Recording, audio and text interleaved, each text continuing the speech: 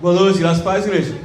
Amém, amém. Santo é o nome do Senhor. Estamos aqui para declarar isso em adoração e louvor ao seu excelso nome. Nesse último domingo do ano de 2024, graças a Deus, reunimos-nos aqui durante todo o ano, reunimos-nos aqui para a glória do Senhor. Graças a Deus, muitas vidas foram edificadas, muitas vidas foram alcançadas para a glória do nome de Jesus, e também estamos aqui para celebrar esse Senhor, neste último domingo, neste último fim de semana do ano de 2024.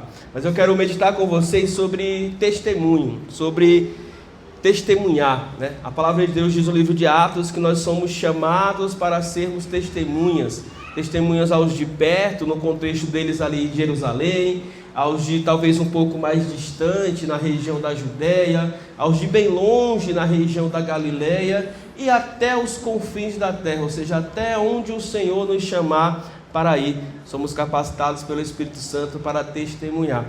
Mas eu queria começar perguntando: que tipo de testemunho nós daríamos se de repente a vida como nós conhecemos fosse literalmente arrancada de nossas mãos? Se nós fôssemos levados de um lugar para o outro, sem direito de escolha, sem possibilidade de fazer alguma coisa que impedisse aquele movimento, o que seria de nós se a nossa liberdade fosse roubada?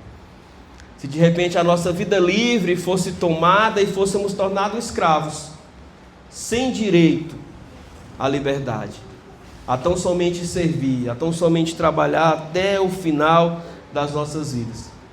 O que seria do nosso testemunho se essas coisas acontecessem conosco? Pastor, a sua mensagem hoje é de faz de conta? Não, ela é bíblica. Vamos abrir nossas Bíblias lá no livro de 2 Reis, capítulo de número 5. Eu quero ler com vocês os versículos 1, 2, 3 e 4, porque esse faz de conta foi a realidade da vida de uma jovem, segundo esta narrativa bíblica. 2 Reis, capítulo de número 5, versículo 1, 2, 3 e 4.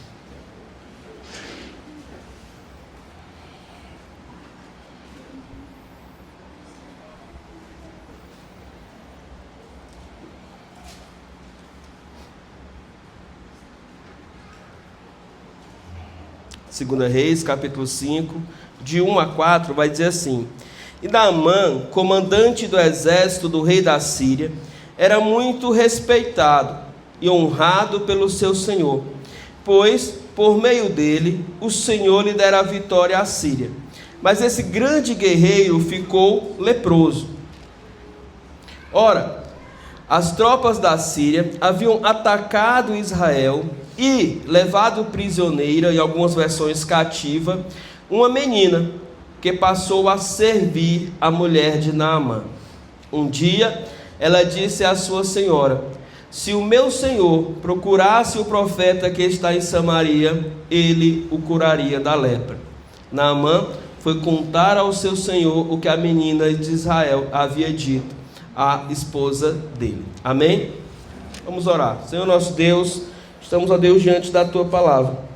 Depois de prestarmos adoração, reconhecermos que só o Senhor tem poder para salvar, reconhecermos que só o Senhor é santo junto com toda a tua criação, nos unirmos nesse cântico, ó Deus, que expressa a realidade do teu ser.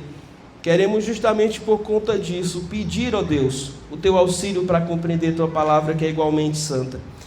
A direção do teu Santo Espírito para iluminar os nossos corações, as nossas mentes e fazer-nos compreender, ó Deus, o que estas palavras nos ensinam, nos encerram. Que o Senhor nos abençoe e que o Senhor haja livremente em nossas vidas. É a nossa oração, no nome de Jesus. Amém. Esse "se" que eu pedi para que os irmãos pudessem imaginar, como disse, é a realidade dessa jovem, que infelizmente não tem seu nome citado na narrativa bíblica, mas que tem um testemunho dos mais eficazes em todo o Antigo Testamento. E esse testemunho nos ensina algumas lições. A primeira lição é que pessoas que testemunham têm um único Senhor. Essa menina israelita que foi levada escrava pelos sírios, foi colocada lá na casa de Naamã, de repente teve que aprender a chamar de senhora, a chamar de senhor os donos da casa. A Bíblia diz que ela servia a esposa de Naamã, mas consequentemente servia ao próprio Naamã, toda a casa, como uma escrava ali, como alguém que fazia os trabalhos domésticos. Mas o fato é que, ao chamar de Senhor, ela foi colocada diante de um grande conflito, tanto quanto espiritual. Afinal de contas, ela já devia ter conhecimento daquilo que todo Israel tem conhecimento, que fora dito por Deus por meio do profeta Moisés, lá no livro de Deuteronômio, capítulo de número 6. Ouve, pois, ó Israel, o Senhor é o único Senhor. E aí ele vai complementar: ame, pois, o Senhor de todo o seu coração, de toda a sua força, de toda a sua alma. Mas o fato é que essa menina, que provavelmente passou seu pouco tempo de vida ali em liberdade, entendendo que havia um Senhor soberano sobre todas as coisas, um Senhor todo-poderoso, criador de todas as coisas, agora era confrontada diante da sua triste realidade de ter que chamar outros de Senhor e ser submissa a esses senhores de carne e osso, para que inclusive a sua própria vida fosse mantida. Afinal de contas, o que seria de uma escrava desobediente? O que seria dela se ela não colocasse como alguém que obedecesse às ordens da senhora da casa? De nada serve, para nada adianta alguém que não está ali para obedecer aos seus senhores. A vida dela corria sinceramente risco ali naquela compreensão. Mas o fato é que ela entende que até mesmo naquele propósito em que a sua fé é questionada, que a sua liberdade é tomada, que a sua vida é virada literalmente de cabeça para baixo, ela entende que havia um propósito. E mais do que isso, havia um Senhor por detrás desse propósito. Havia um Deus todo-poderoso que havia colocado ela ali, permitido que ela fosse levada escrava, que ela servisse exatamente naquela casa, e que o Senhor daquela casa contraísse aquela doença, para que ela pudesse testemunhar acerca do Deus que cura, que sara, que transforma, que salva. O que seria de nós, irmãos, diante de situações que a gente não consegue controlar? O que seria de nós diante da nossa vida quando o chão parece que nos some? Quando não temos mais controle sobre o que fazer, que já não depende de nós. Quando só nos resta única e exclusivamente o Senhor para buscar e para confiar. É nessas horas que nós precisamos crer, que nós precisamos testemunhar que Ele é o único Senhor. Amém? Pessoas que testemunham são pessoas que creem que o Senhor é o único Senhor. Mas pessoas que testemunham também são pessoas que não esquecem as suas origens. Aquela menina foi literalmente arrancada de Samaria, de Israel, do lugar onde ela havia nascido e começado a crescer. Ela foi levada para uma outra nação, a Síria, uma nação pagã, uma nação que não temia ao Senhor, cujos deuses a que eles serviam não eram o Deus que ela conhecia. O culto a esses deuses eram bem diferentes, mas sobretudo ela não abraçou esses deuses, não abraçou esse culto, não abraçou essa cultura do país em que ela estava. Talvez a semelhança de Daniel, ela resolveu resguardar o seu coração, para não se contaminar com as coisas que certamente ali lhe eram vistas pelos olhos, lhe eram oferecidas, provavelmente quando ela estava na casa do seu Senhor. Quando somos tentados e seduzidos por este mundo, precisamos nos lembrar de quem somos, mas sobretudo de quem Deus é.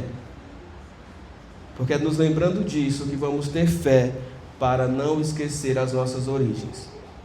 Diante daquela situação, tanto quanto inusitada, aquela menina se lembrou: espera aí, o meu Deus não é como o Deus deles aqui, que nada pode fazer. O meu Senhor não é como o Senhor deles, que eles cultuam aqui, que não tem poder sobre as doenças. Não. Se o meu Senhor, se este ser humano aqui, meu chefe, conhecesse o meu Senhor de verdade lá, e conhecesse o profeta verdadeiro do meu Senhor, ele seria curado. ele seria transformado. É preciso nos lembrar dos feitos de Deus e de como Ele pode agir em nossa vida para que nós sejamos suas testemunhas. Mas é incrível que pessoas que testemunham, irmãos, não agem por fama. Quem conhece esse texto sabe que a maioria dos sermões que são feitos neles não é sobre a menina, é sobre Naamã. A história começa exaltando os feitos de Naamã. A história fala sobre como Naamã ouviu o conselho da menina mediante a sua esposa, que trouxe aos seus ouvidos, foi até o seu rei, pediu autorização para ir até o profeta Eliseu, obedeceu meio a contraverso a partir do testemunho ou do conselho de um dos seus generais e mergulhou 7 vezes no rio e foi curado. A história termina dizendo que Naamã leva consigo sacos de areia de Israel para a sua terra na Síria, para poder cultuar ao Deus verdadeiro que o havia curado, se convertendo a esse Deus e abandonando todos os deuses idólatras do seu país. A história não termina dizendo o nome dessa menina, o que aconteceu com ela, se ela foi liberta, se ela morreu sendo escrava na casa de Naamã. O que aconteceu? Não sabemos. Nós só sabemos que tudo o que acontece nesse capítulo é por conta dela se levantar para dar um testemunho. E testemunho é isso. Não é sobre quem está falando, é sobre aquele que fez, é sobre aquele que atuou, é sobre aquele que agiu, é sobre aquele que curou, é sobre aquele que transformou, é sobre aquele que abriu as portas que estavam fechadas, é sobre aquele que trouxe vida para os que pareciam estar mortos, é sobre aquele que trouxe livramento para os que pareciam perdidos. É sobre o Senhor e não é sobre nós ou sobre quem está falando, mas sobre o que Ele faz, sobre o que Ele fez e sobre o que Ele pode fazer na vida de todos aqueles que creem. Testemunho é sobre a ação de Deus e, portanto, não é fama para aqueles que assim compartilham os seus testemunhos de vida. Mas eu fico me perguntando, o que essa menina tinha para fazer isso? Ela tinha muita confiança no seu Deus.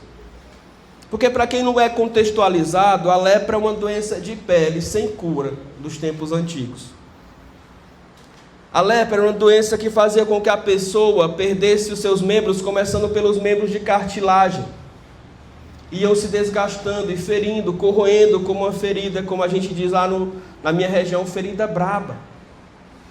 E de repente se caía a orelha, nariz, ponta dos dedos, articulações iam sendo prejudicadas. Aquele homem era o general principal do exército da Síria, aquele por meio de quem tinham se obtido muitas vitórias. O que seria de um general leproso? Ele seria condenado à aposentadoria, ele seria afastado do convívio com a sua família, porque por ser uma doença sem cura, ele não poderia contaminar outros, e ele iria morrer solitário, vagando pelos lugares longínquos daquele país. Essa seria a triste realidade de Naamã. Mas como é que eu vou chegar para alguém que está com uma doença terminal, com uma doença que ele sabia que o condenaria à morte, de forma lenta, mas à morte, e vou dizer, olha, tem alguém que pode te salvar, tem alguém que pode te curar. É somente com muita confiança em Deus, no poder de Deus, na ação de Deus e no que Deus é capaz de fazer. E o contexto daquela menina, irmãos, tinha tudo para fazê-la não ter mais confiança em Deus. Afinal de contas, o Deus dela permitiu que ela e o seu país perdessem a guerra para Naamã. O Deus dela permitiu que ela fosse arrancada da casa dela, do meio dos parentes delas, e levada como escrava para a casa de Naamã. O Deus dela fez com que Samaria fosse derrotada naquela batalha. Mas ela continuou confiando em Deus.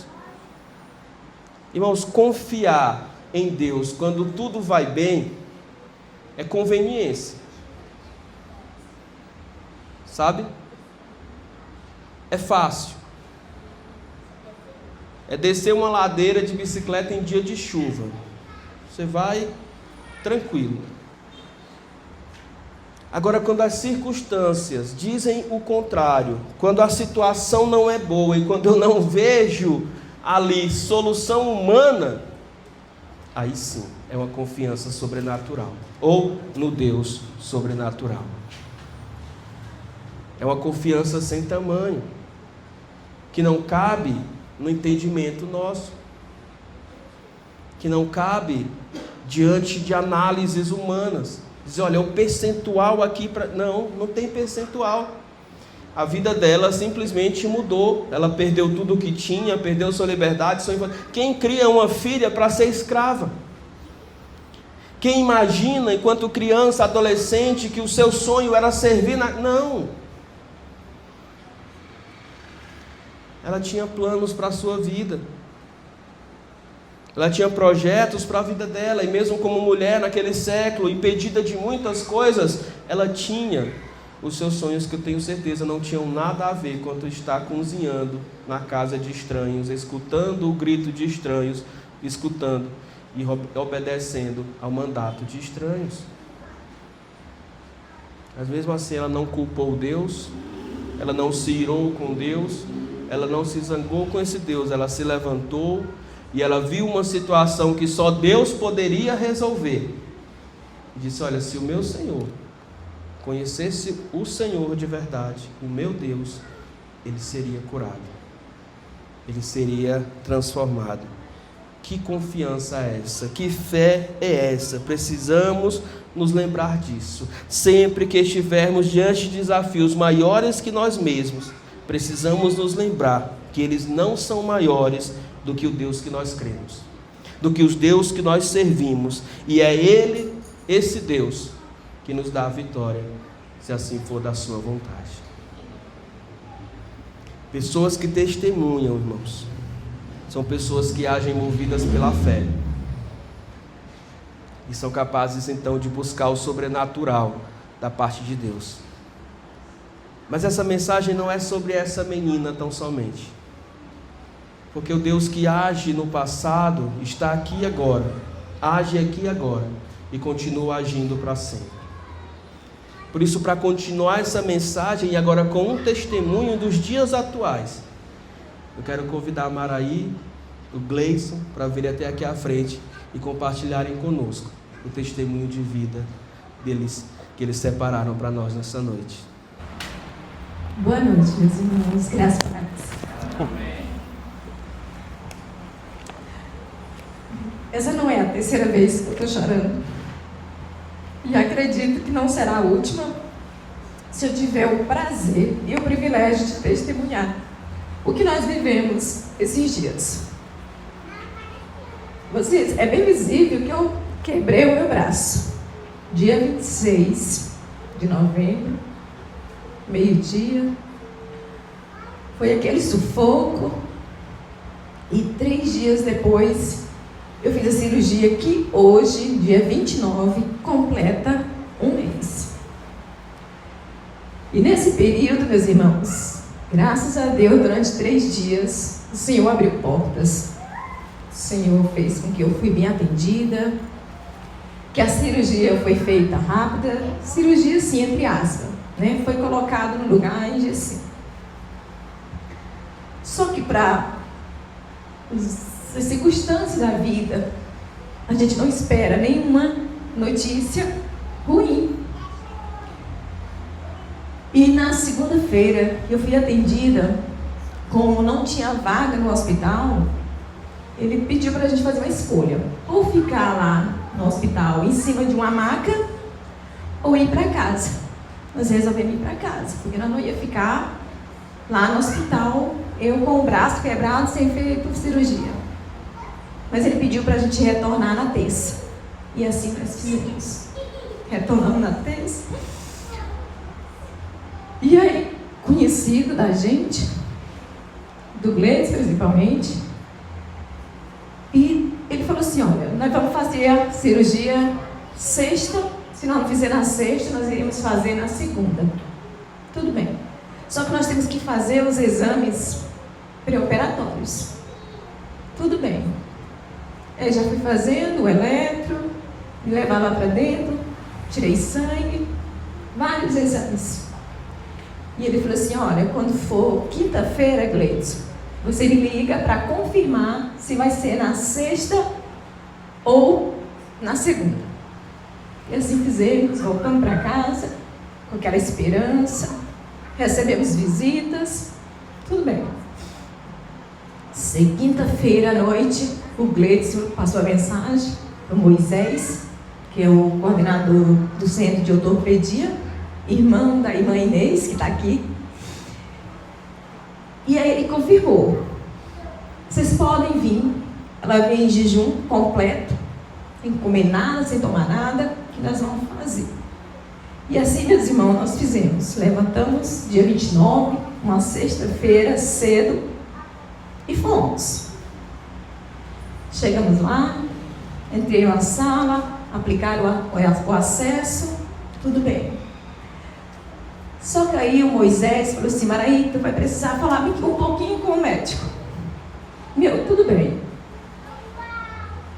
Irmãos, quando as coisas acontecem, às vezes no momento a gente não tem uma reação. E assim eu fui atendida pelo médico. Eu não me lembro se é o Lucas ou Bruno, é um nomezinho desse. Bruno, né? E assim, meus irmãos, ele olhou para mim, perguntou como era que eu estava do braço. Eu disse, estou bem. Ele falou assim, não vai precisar de cirurgia, não é? Eu disse assim, não. Ele falou assim, pois é, só que antes de fazer a cirurgia, o seu exame testou positivo para HIV. Irmã, naquela hora, eu não sei para onde que foi, o que eu pensava. A única coisa que eu disse foi assim, como, doutor? Se todo ano eu me consulto, a última vez foi agora, em junho, ele falou assim, olha, a gente sabe que aumentou muito os casos aqui em Balsas, mas vamos tratar primeiro do seu braço, depois a gente resolve. Você quer repetir o teste? Eu quero. Eu falei assim, pode ser em particular? Ele disse, não, pode ser aqui mesmo. Repeti. Fui repetir, ele passou a requisição, e nessa hora eu saí daquela sala, eu não sei se eu saí, como que eu saí. O Gleison estava fora, esperando, porque eles não chamam outra pessoa, a não ser só a pessoa mesmo. E logo após, o Moisés chamou para a sala de espera da cirurgia. E lá fomos nós dois, ficou só eu e ele na sala. E ali eu não me controlei. Disse assim, Gleison, o exame de sangue testou positivo. Ele disse, como? Eu disse assim, não sei. Irmão, foi uma agonia tão grande ali naquela sala, porque eu tive que entrar para fazer a cirurgia e o Gleison ficava. E nós conversamos ali. Ele não sabia o que dizer, eu também não, só disse isso.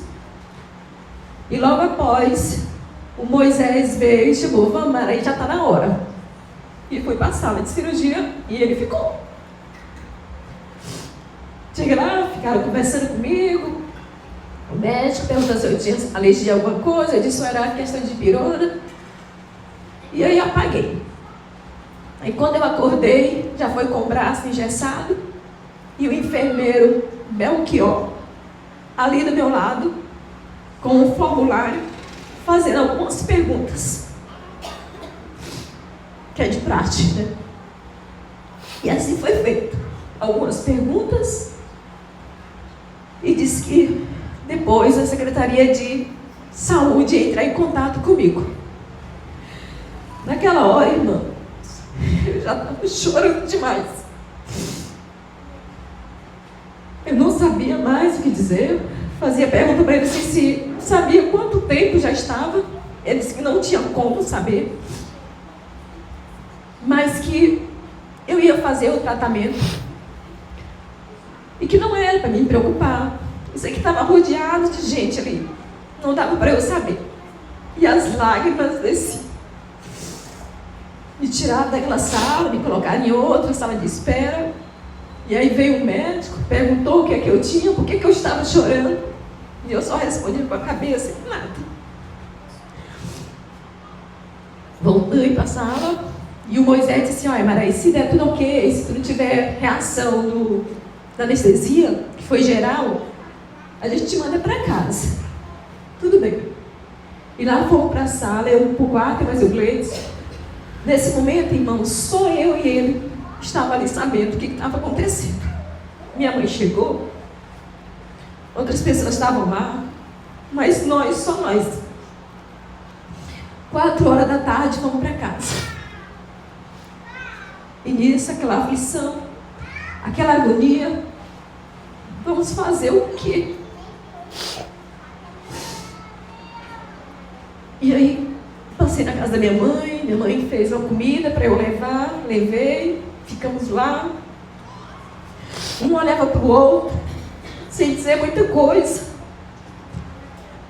Porque eu me perguntava, como que aconteceu? Ele que me transmitiu. Irmãos, porque quando a gente é casado, passa 1001 coisa na nossa cabeça. Sentamos, conversamos. E ele foi homem como ele é. E eu acredito que foi a pessoa que eu pedi para Deus. E em todos os momentos eu disse, Maraí, eu estou aqui. Nós casamos foi para viver. E nós vamos superar isso aqui. Não importa. Nós vamos estar juntos. Eu sei que não é uma coisa tão absurda. Mas existe, irmãos, o preconceito, a aceitação. Então, muita coisa. Mas nós, todo dia à noite, a gente faz o devocional. E aí nós fizemos. Quando foi no sábado, dia 30, eu falei assim, Gleides, eu vou conversar com a enfermeira Liana, que além dela ser enfermeira, meus irmãos, é amiga de infância. E ela trabalha justamente nessa área, no AME, onde ela tem todo esse contato, trabalha nessa área. E ele falou assim, tu vai conversar? Eu assim, vou. Eu preciso conversar com alguém. Eu preciso saber como agir, o que fazer. Porque naquele momento, irmãos, nem ele sabia o que fazer. Quando foi domingo, eu levantei cedo. E peguei a minha Bíblia. Eu aprendi isso com a minha sogra, que está aqui, Dona Raimunda, a fazer campanha. E aí eu peguei a minha Bíblia, peguei o telefone, e aí, irmãos, eu fui fazer a oração e ler o Salmo 91. E eu coloquei no meu coração que eu ia fazer essa campanha de ler este salmo, cantar o hino 160, que é fé contemplada, que a primeira estrofe diz assim: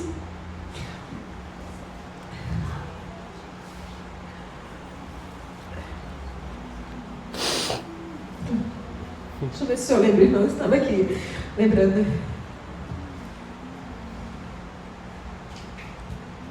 Toda vez que a fé provada. Então, nesse hino, irmão, ele fala justamente de fé. Deus promete grandes coisas conceder àquele a qualquer que peça, crendo que há de obter. A resposta sem na fé enfraquecer. Sua fé Jesus contemplará. E aí eu cantei, meus irmãos, orei, cantei, li o salmo e entregava essa situação para Deus. Que se fosse da vontade de Deus, não seria verdade.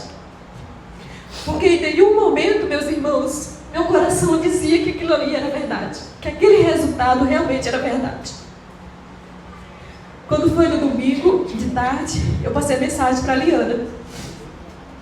E ela me chama de Neguinha. Ela disse assim, não, neguinha, eu não estou em Balsa, eu estou na chácara do meu pai, eu só vou à noitinha, mas amanhã, na segunda, eu vou na tua casa. E eu, tá bom. E assim ela fez.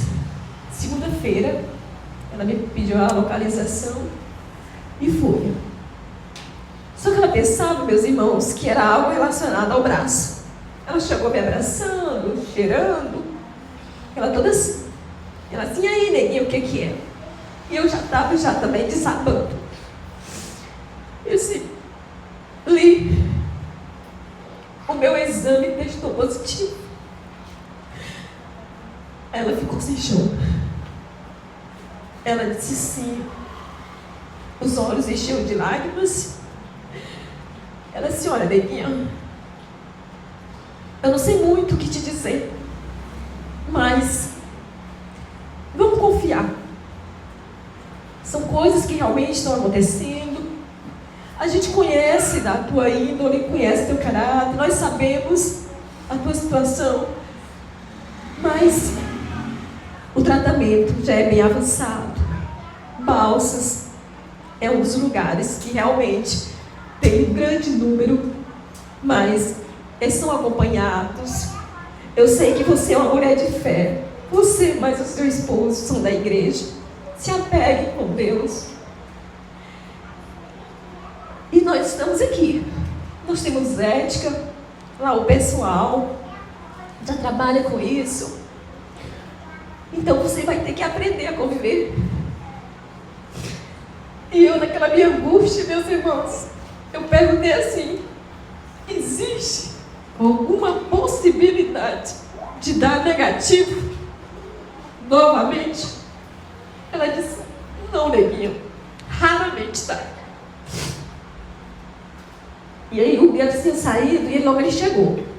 E ela conversou com a gente, orientou meus irmãos, disse como nós éramos casados. Era para um segurar na mão do outro, não abandonar. Se realmente Deus colocou nós para estarmos juntos, era para permanecermos juntos até o final. E confiar em Deus, que tudo ia dar certo.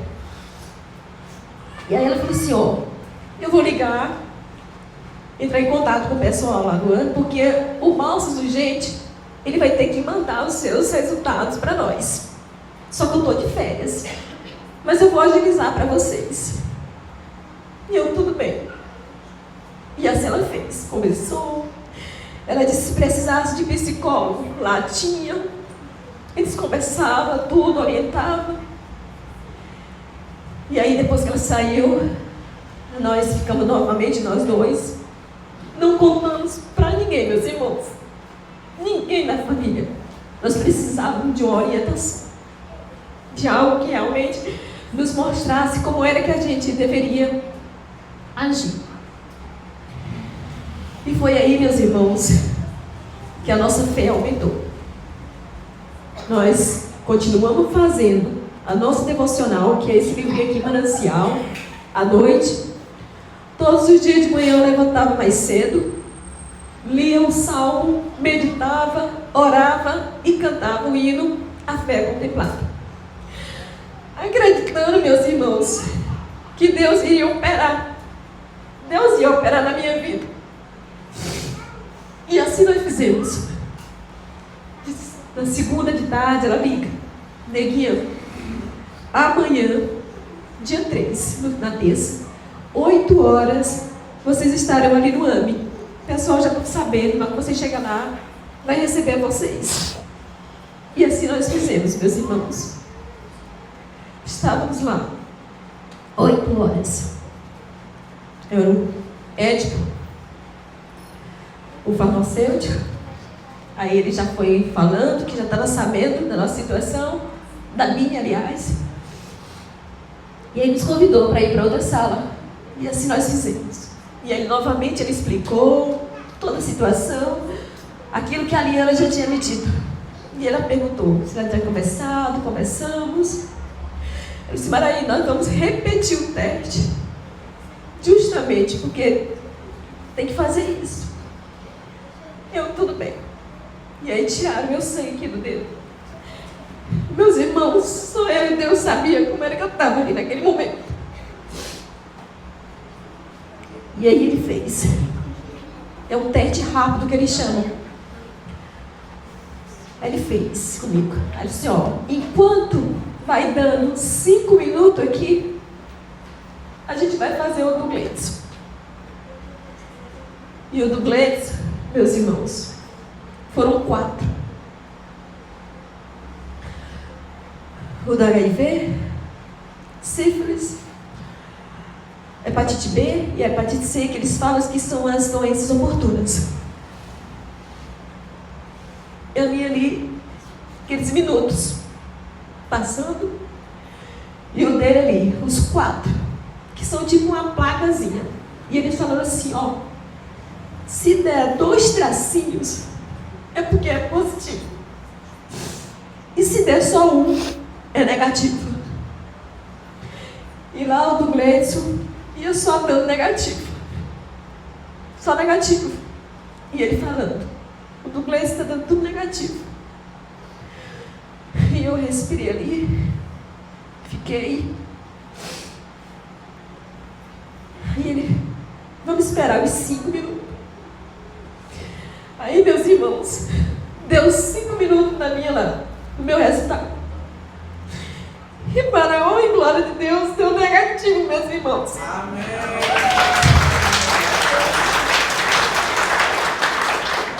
Só que não parava ali. Ali só era mais uma luta que eu tinha vencido. E aí ele explicou, olha, Maraí, o do Gleidson deu tudo negativo.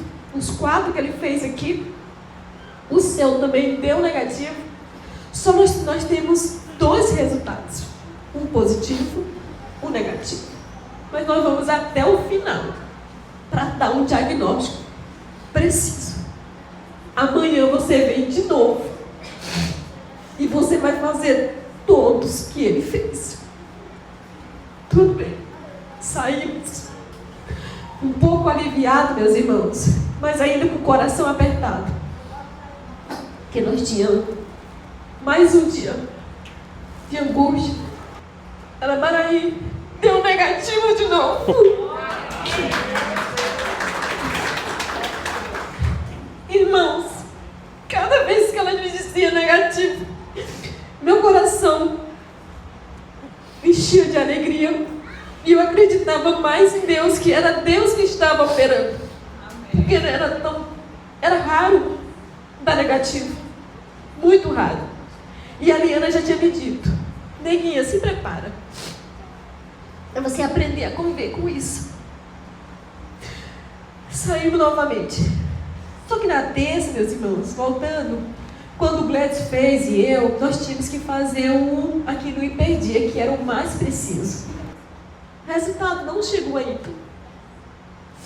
Ela disse assim, Maraí, quantos dias ele pedia? Falaram assim, de 7 a 10. Não, mas não se preocupe, que até sexta-feira eles vão entrar em contato com você. E ali eu respirava, me acalmava, esperando que Deus realmente estava agindo.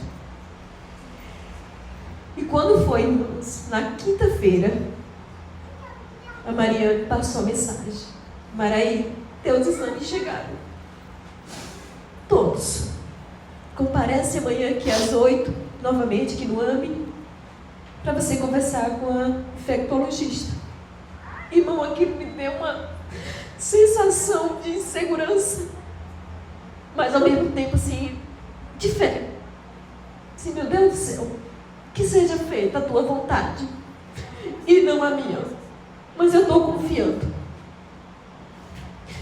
Porque o que nós estamos testemunhando aqui, meus irmãos, é a confiança em Deus em qualquer situação de nossas vidas.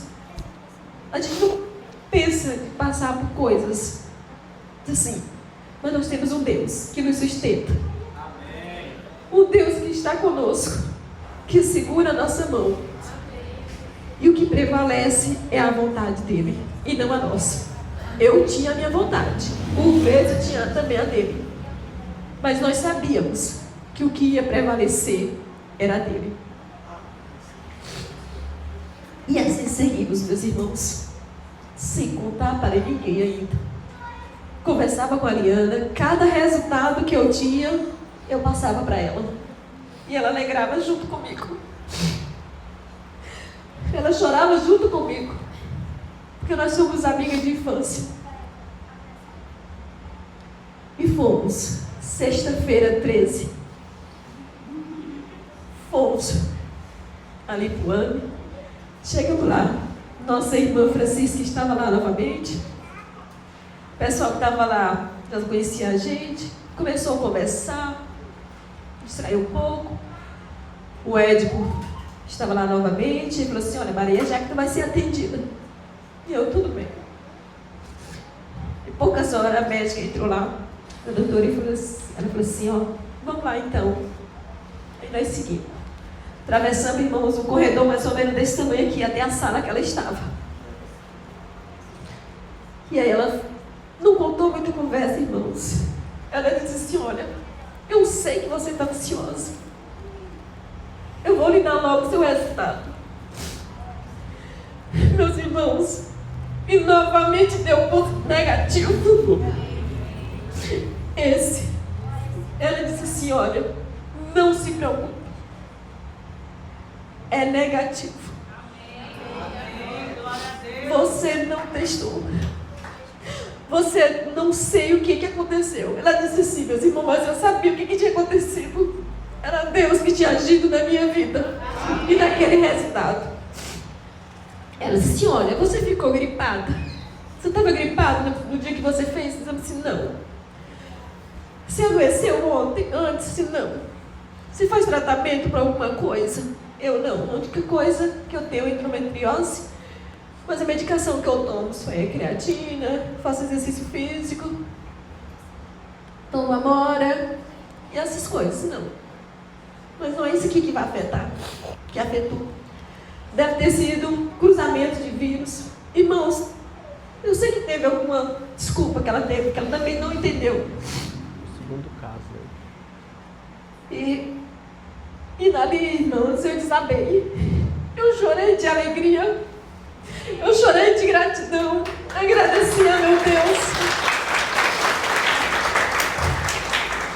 Porque Deus não abandona os seus. Mesmo a gente sabendo que a vontade dele é que prevalece. Por isso, meus irmãos, hoje, quando eu conversei com o pastor, eu disse: eu quero testemunhar. Porque nós temos que testemunhar o que Deus faz em nossas vidas. Independente do que seja, meus irmãos. Se nós somos crentes, se nós o aceitamos, se nós sabemos do seu poder, que ele é um Deus de milagre, um Deus que cura, um Deus que salva, por que não testemunhar? Por que não, meus irmãos? Não foi fácil. Esses 15 dias que nós passamos do resultado, que testou positivo, até esse último, meus irmãos, não foi fácil. Mas Deus estava conosco. Isso é que nos sustentou. E dali, meus irmãos, nós saímos com o coração agradecido. Na mesma hora, ela perguntou se eu queria o resultado. Eu disse que queria. Aí o Cleiton disse: não, nós vamos lá na sala pegar. Aí chegamos lá. Aí ele falou assim, o Ed falou assim: olha, eu sabia que não ia dar positivo, porque dos outros já tinham dado tudo negativo. Esse não ia ter como. E outra, meus irmãos, o segundo caso. De todos que já aconteceram, o meu foi o segundo caso que deu negativo em todas essas situações. Então não tem como a gente glorificar, não deixar de glorificar e louvar o nosso Deus e permanecer firme nos seus caminhos. Não tem, meus irmãos. De jeito nenhum. Então voltamos para casa. E de noite, meus irmãos, no nosso devocional, o que estava escrito? O que pedia? O Gleison vai ler para vocês. Dia 13 de dezembro. Está até marcado aqui. Graças a Deus, irmãos. O tema aqui da leitura é multiplicador. muitos samaritanos daquela cidade creram em Jesus, por causa do testemunho da mulher que tinha dito: ele me disse tudo o que já fiz. Jesus nessa passagem em que evangeliza a mulher samaritana, ensina que a igreja deve trabalhar com a figura multiplicadora. Esse é um exemplo de quem passou por uma experiência de conversão a Cristo, que também passou a ser uma testemunha do que Jesus fez por ele. O testemunho acontece de duas maneiras: falando de autos de Jesus, como no caso da mulher samaritana, testemunhando e anunciando tudo o que ela dissera sobre a sua vida. Isso também pode acontecer permitindo que as pessoas vejam, assim, a mudança de vida operada pelo Senhor Jesus. Como foi o caso do endemoniado gadareno, que não apenas anunciou o que Jesus lhe fizeram, mas também foi exemplo vivo do poder do Evangelho sobre nossas vidas. Tem-se na figura da testemunha a ação pioneira de que atrai os incrédulos em torno de si, a fim de conheceres o melhor, o Filho de Deus anunciado. O aspecto que deve ser suscitado em relação à igreja de hoje é o tipo de testemunho de Jesus que vem sendo qual testemunho de hoje, o tipo de testemunho de Jesus que vem sendo hoje, sendo testemunho você apresentado. Sua vida reflete para os outros que foi alcançado pelo Senhor Jesus, que foi restaurado por Cristo. Você é apenas um cristão nominal que fala de Jesus frequentemente aos cultos, que participa da adoração, mas tem uma vida desvinculada do Evangelho?